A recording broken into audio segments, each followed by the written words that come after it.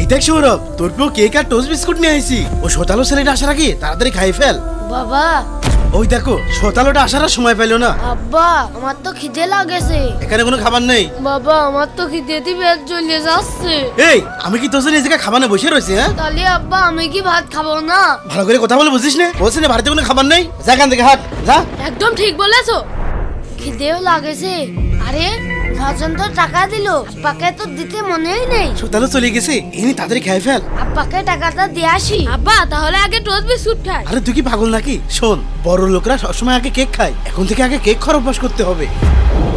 আব্বা তুমি না বললে ঘরে কোনো খাবার নেই? হ্যাঁ আমি তো ঠিকই বলেছি, তোর মতো শোতালো ছেলের জন্য আমার বাড়িতে কোনো খাবার নেই, আর এই খাবার আমার আপন ছেলে খাবে। আব্বা তাহলে আমি কি তোমার ছেলে না? হ্যাঁ শোতালো, তুই আমার শোতালো ছেলে। আর এই যে আমার এই ছেলে বড় হয়ে ইঞ্জিনিয়ার হবে, আমার দেখাশোনা করবে। আর তুই তো কামলা কামলা দেখাতে পারিস না, যা সরা কেনতে। এই এদিকে কোন যাচ্ছিস? টাকা কটা দে, যা এবার কামলা দিতে যা। আঙুলে আঙুল ছুঁয়ে শেখালে তুমি জীবনের পথ চলা। ছোট্ট বন্ধুরা, বাবাকে ভালোবাসলে কমেন্টে আই লাভ বাবা লিখে চ্যানেলটি সাবস্ক্রাইব করে যাও।